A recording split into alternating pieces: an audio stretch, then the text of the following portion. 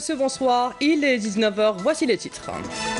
Lors de son deuxième jour de visite dans la 4e région militaire, le général de corps d'armée Ahmed Gaïd Salah a supervisé l'exécution d'exercices tactiques combinés avec une mission réelle intitulée Asifa 2018. À Genève, Abdelkader Msahel est lors de la 69e session du comité exécutif du programme du Haut Commissariat pour les réfugiés a rappelé la contribution de l'Algérie, terre traditionnelle d'asile, qui prend en charge depuis des années des dizaines de milliers de réfugiés sahraouis ainsi que des ressortissants syriens. Plus de 380 foyers disposent enfin du gaz de ville et d'eau courante dans la localité de Oulad Issa, dans la wilaya de Bouira, une véritable aubaine en attendant la poursuite du raccordement dans d'autres localités montagneuses avant l'arrivée de l'hiver. Du cinéma dans la dernière partie de votre journal avec une rétrospective des films de Bergman à l'occasion du centenaire du cinéaste suédois.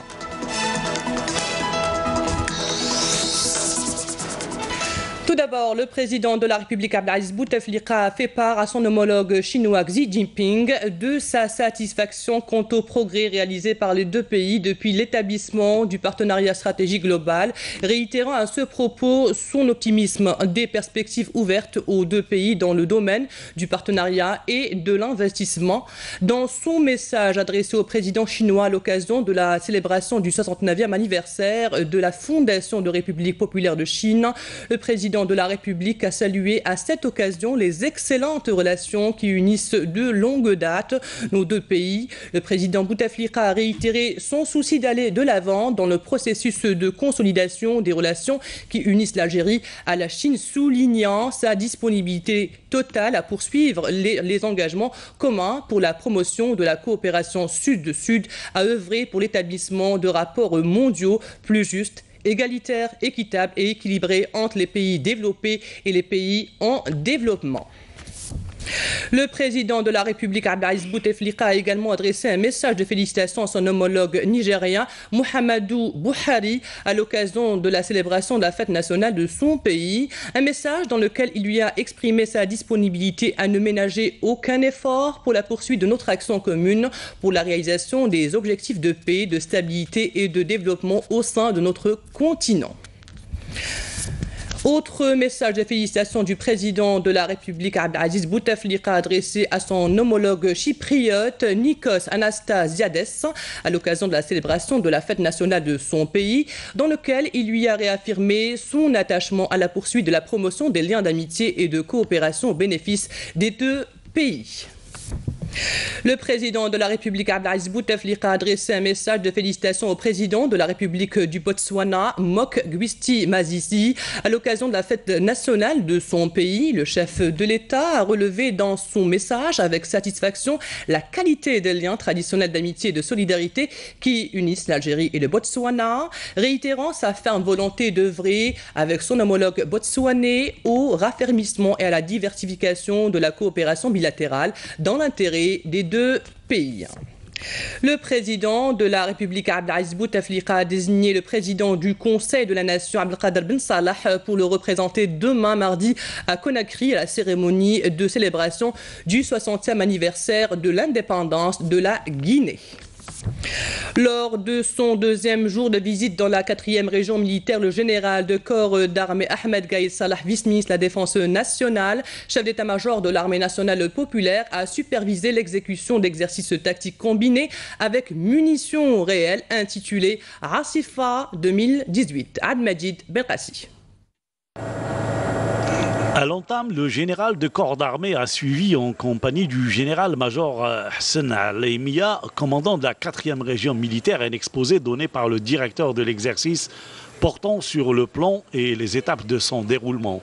Au niveau du champ de tir du secteur opérationnel sud-est de Djanet, le général de corps d'armée a suivi de près les actions de combat menées par les unités engagées parmi les forces terrestres, aériennes et de défense aérienne du territoire, en commençant par les aéronefs de reconnaissance aérienne du haut commandement. Des actions qui ont été marquées par un grand professionnalisme dans toutes les étapes et par un haut niveau tactique et opérationnel qui reflète la rigueur en matière de planification, d'organisation et de préparation, le degré de compétence des cadres en termes de montage et de gestion des actions de combat, ainsi que les grandes capacités et habiletés des personnels dans la maîtrise de l'emploi des différents systèmes d'armement et équipements mis à disposition, ce qui a permis de réaliser des résultats très satisfaisants en termes de précision des tirs.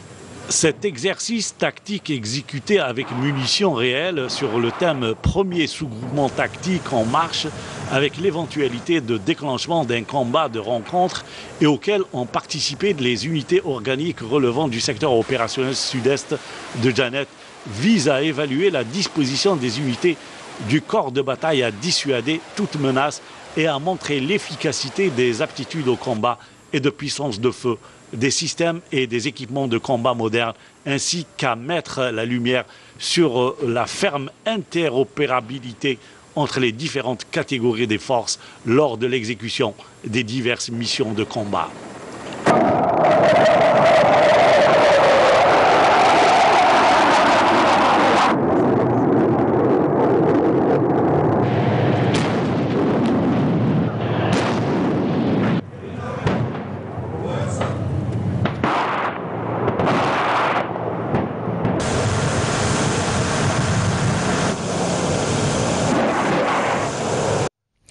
À l'issue de l'exercice, le général de corps d'armée a tenu une rencontre avec les personnels des unités participantes où il a salué les efforts fournis tout au long de l'année, notamment lors de la préparation de l'exécution de 7 exercices, soulignant que la préparation au combat demeure l'élément essentiel pour la préservation de l'état préopérationnel et ce à travers une veille permanente de la part de l'ensemble des composantes du corps de bataille à intensifier les exercices pratiques, tactiques et opérationnels avec munitions réelles des différentes armes et forces et à tous les niveaux et échelons. On l'écoute. J'ai insisté à maintes fois, et je le rappelle encore devant vous aujourd'hui, que le métier du militaire et tout ce que cela engage en termes d'impératifs, notamment ceux ayant trait au combat sur le terrain, avec toutes ses particularités, avec l'ensemble des défis et des exigences, est un perpétuel et véritable examen de la composante humaine. Cet enjeu professionnel demeurera l'une des plus importantes mesures essentielles et objectives à travers laquelle on peut juger de manière logique et réelle ce qui a pu être réalisé avec succès et ce qui a été accompli, et évaluer ainsi le degré de sa contribution individuelle et collective dans la quête du développement requis, et ce, à la lumière des orientations de son Excellence, Monsieur le Président de la République, chef suprême des Forces armées, ministre de la Défense nationale.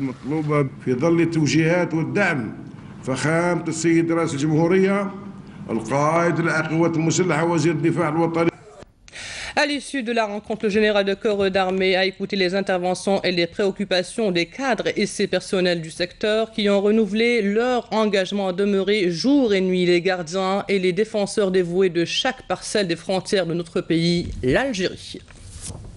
À Genève, à la 69e session du comité exécutif du programme du Haut-Commissaire pour les réfugiés et lors de son intervention, le ministre des Affaires étrangères Abdelkader Msahel a souligné que 70 ans après la signature de la Convention de Genève sur les réfugiés, nombre de crises continuent de produire des effets désastreux poussant des millions de personnes à chercher à obtenir une protection et l'espoir d'un avenir meilleur. Le chef de la diplomatie algérienne a rappelé la contribution de l'Algérie, terre traditionnelle d'asile et d'accueil, attachée à sa politique bienveillante à l'égard des réfugiés. Nahla Al-Arbi.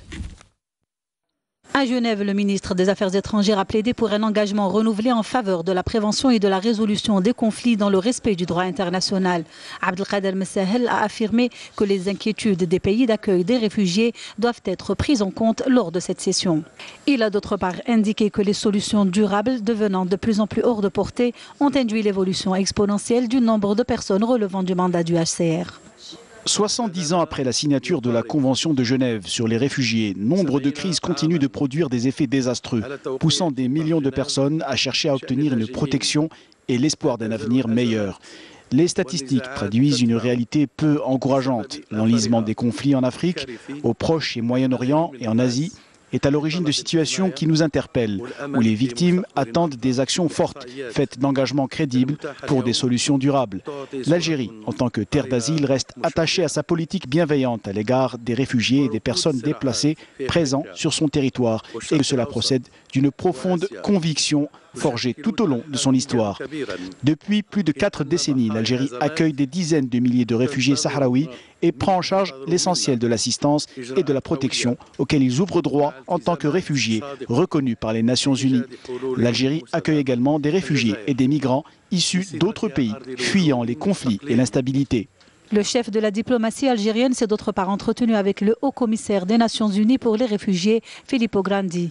L'entretien a notamment porté sur la problématique des réfugiés et des déplacements forcés. Abdelkader Messahel a réitéré à l'occasion la conviction de l'Algérie que ces questions ne peuvent être résolues durablement qu'en s'attaquant aux causes profondes que sont les crises, les conflits et le manque de développement dans plusieurs régions du monde. Le haut-commissaire des Nations Unies pour les réfugiés s'est réjoui pour sa part de la qualité de la coopération entre le HCR et l'Algérie et des perspectives de son développement.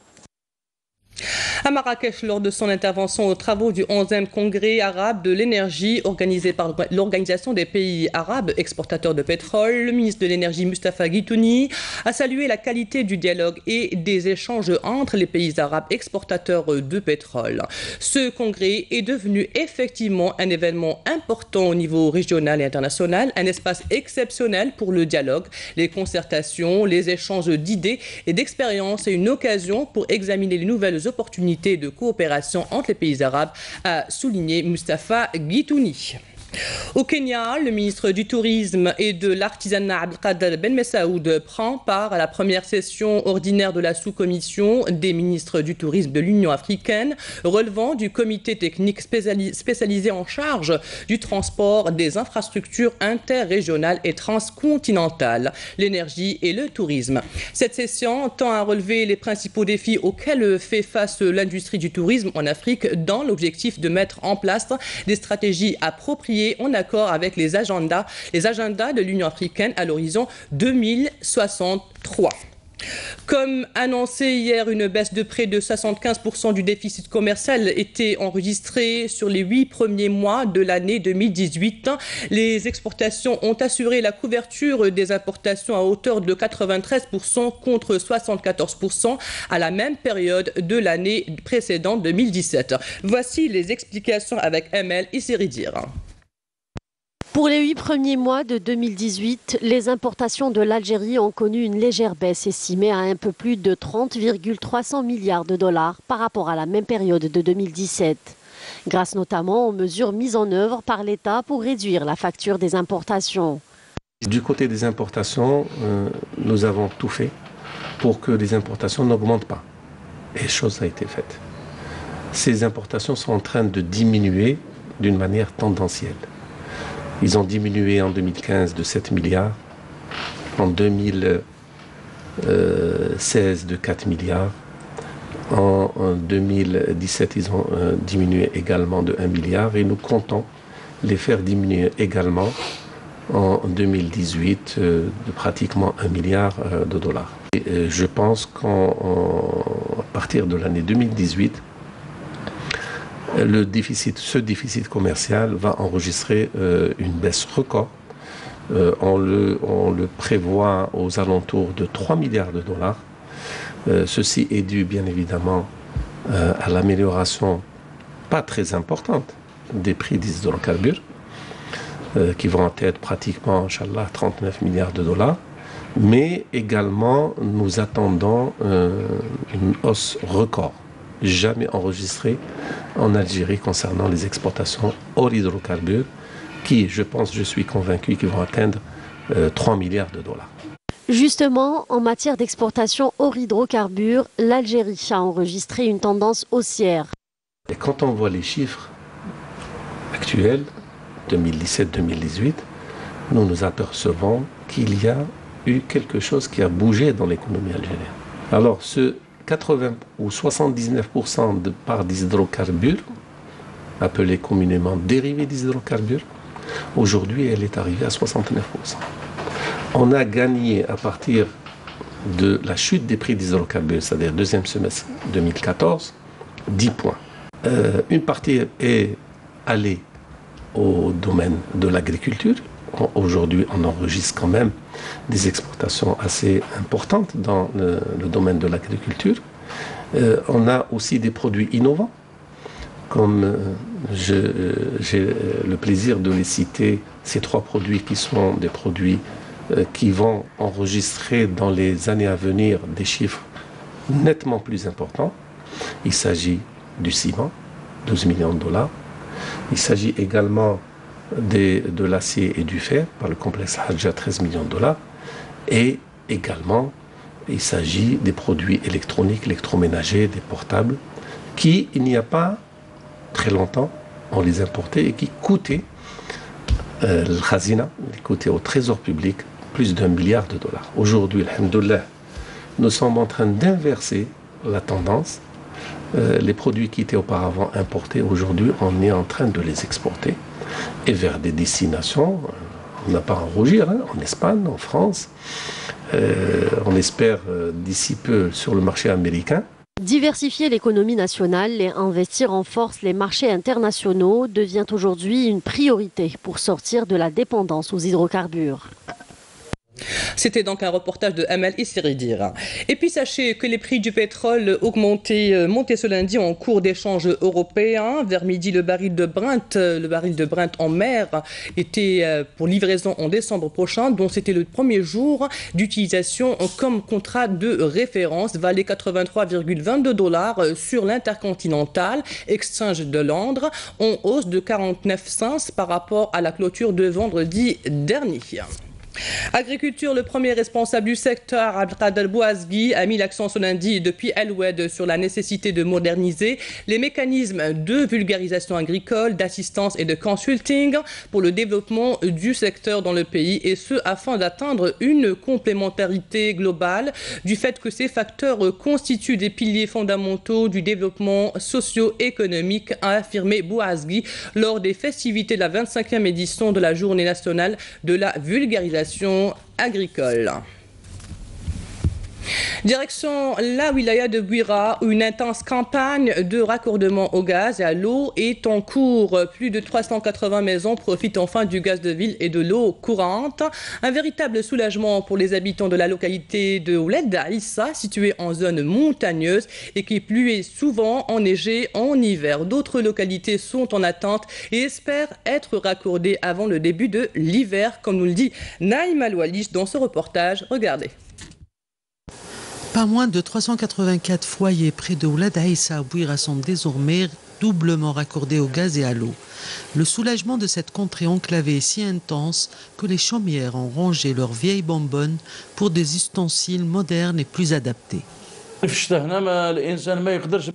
Avant, on faisait jusqu'à 50 km en pleine neige et en plein hiver pour une bonbonne de gaz. Et maintenant, Dieu merci, alhamdoulilah, c'est impeccable. Avant, en plein hiver, je ramenais une bonbonne de gaz sur mon dos et je marchais très tôt le matin, quelques 2 km. Aujourd'hui, un grand ouf, alhamdoulilah. Il n'y a pas un plus grand bonheur que celui d'être équipé en gaz et en eau. En hiver, les bouteilles d'eau, c'est quand même un vrai casse-tête, alhamdoulilah maintenant. Avant, c'était une vraie misère ici aux alentours. Maintenant, alhamdoulilah. De leur côté, une quarantaine de localités alentours attendent leur tour dans cette campagne intense de raccordement au gaz et à l'eau. Et à ce titre, les travaux vont bon train. Donc la DERO a réalisé un projet pour alimenter Hawali 1000 habitants, Ouled Aïssa, avec un montant à peu près qui est aux environs de 15 millions de dinars. À Bouira, on a pris en charge la réhabilitation d'un lotissement 338 lots avec une pose de conduite de 7 km pour un montant qui avoisine 40 millions de dinars. L'état d'avancement des travaux il est à 80%. La livraison dans 1 mois, 2 mois maximum. Il ne reste que le balancement des raccordements individuels, c'est tout. Ouled Issa, qui fait partie du programme national 2010-2014, qui comporte 24 000 foyers pour 19, à peu près 1500 km de réseau de distribution et transport, pour un montant à peu près de 1000 milliards. On compte réaliser un programme si on lève le gel, parce que nous avons certains sites qui sont différés, ce n'est pas gelé, mais dans le cadre de ce programme, on peut arriver jusqu'à 97%. Le moins que l'on puisse dire, c'est que la wilaya de Bouira atteindra d'ici la fin de l'année un taux de raccordement avoisinant les 85%, un record comparé aux autres wilayas. Restons dans nos régions pour nous intéresser au traitement des eaux souterraines dans les localités de Ouargla, Ruisset et de Ain al-Baïda, où 9 stations de traitement produisent de l'eau potable au quotidien, 53 000 mètres cubes pour alimenter les différents foyers. Regardez ce reportage de Bouziane Mohamed Reda, commentaire de Halimi Aïcha. Pour mobiliser davantage les eaux souterraines et alimenter en eau potable les villes de Ouargla, Ruisset et Ain al-Baïda, 9 stations de traitement ont été réalisées et produisent 53 000 mètres cubes d'eau potable par jour. Avant la fin de l'année, les stations de traitement d'eau de la wilaya de Ouargla produiront 53 000 mètres cubes d'eau potable par jour. Le taux de salinité de 6 grammes par litre avant traitement atteint les 0,5 grammes après le traitement. Le projet a coûté 5 milliards de dinars. Des stations de traitement au réseau de distribution qui comprend 10 complexes hydrauliques constitués chacun de réservoirs terrestres, de stations de pompage ainsi que de châteaux d'eau. Dans le cadre de la concrétisation du programme de son Excellence le Président de la République Abdelaziz Bouteflika, les projets ont été achevés mais ne fonctionnent pas tous à 100% car certains travaux ont dû être accélérés pour que le citoyen puisse bénéficier de l'alimentation en eau potable H24.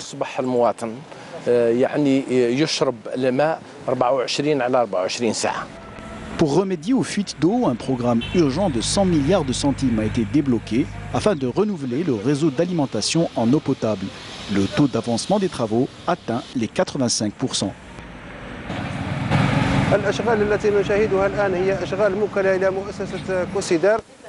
Les travaux ont été confiés à la société Cosider, ici sur une distance de 25 km, pour remettre à niveau tout le réseau au niveau de Ouargla et acheminer l'eau vers les consommateurs sans aucune fuite. Grâce à tous ces travaux, l'alimentation en eau potable au niveau de la wilaya de Ouargla devrait connaître une amélioration considérable. Parlant du sport mécanique, un système de localisation ultramoderne GPS Stella destiné à réduire les risques au maximum sera utilisé pour la première fois dans le rallye international d'Algérie à l'occasion de la 4e édition de cette compétition automoto prévue du 30 octobre au 12 novembre prochain en 10 étapes couvrant une distance globale de 1200 km, ont annoncé ce lundi à Alger les organisateurs. Et place maintenant au 7e art. La Cinémathèque Ibn Zaydoun à Alger a vu hier le lancement des célébrations du centenaire de naissance du célèbre réalisateur suédois Ingmar Bergman, avec la projection d'un film documentaire sur la vie et les œuvres du réalisateur intitulé Trespassen 2013. Rendez-vous donc pris pour les amoureux du 7e art à la salle Ibn Zaydoun et la Cinémathèque algérienne tous les jours à 18 h jusqu'au samedi prochain. Yazid Ait Mahiddin et Amir Nebash. Le maître du cinéma suédois, l'une des icônes du 7e art mondial, Ingmar Bergman, est au cœur de l'actualité cinématographique en ce début du mois d'octobre à l'occasion du centenaire de la naissance de l'un des plus prolifiques des réalisateurs au monde. Un anniversaire célébré un peu partout dans le monde. Festivals, cinémathèques et salles de répertoire projettent cette année des pans entiers de cette œuvre immense. 45 films en 55 ans. Les grands films de Bergman sont des œuvres qui approchent le plus près ceux qui hantent les humains. Des films qui dénoncent, des films qui questionnent et qui brisent les tabous du quotidien. Is it a guilt-induced fever dream? Monica, Sourire d'une nuit d'été, Le Septième Saut, Les Fraises sauvages, Sonate d'automne et d'autres films de Bergman qui soulignent l'importance de ses créations dans le cinéma d'aujourd'hui. Il était extrêmement prolifique. Vous avez vu dans le film sa bibliothèque, aussi les œuvres sur lui. Et donc c'est impossible de condenser ou de réduire Bergman en quelques phrases. Mais c'était un homme qui était en permanente réflexion, je crois, sur lui et sur le monde autour. C'est aussi une façon de rendre hommage à un monstre du cinéma mondial, Ingmar Bergman, dont beaucoup connaissent la qualité et la profondeur des thématiques abordées dans le cinéma. C'est un grand monsieur du cinéma qui a fait beaucoup dans le théâtre. Donc durant cette semaine de projection, nous avons contribué en mettant à la disposition de nos amis suédois des espaces ici à Riad Feth et aussi à la Cinémathèque pour permettre au public algérien de découvrir ce que moi personnellement je considère comme étant des merveilles du cinéma mondial. Trespassing Bergman de Jan Magnusson et d'Einek Palace est le film documentaire projeté à la salle Ibn Zaydoun, un documentaire qui retrace le parcours et la vie intense du réalisateur suédois. Filmé pour certains de ceux qui l'ont connu à la maison de Bergman sur l'île de Faro, de grands noms du cinéma actuel, réalisateurs et acteurs, viennent témoigner du talent, de la vie et des œuvres et de l'influence de Bergman.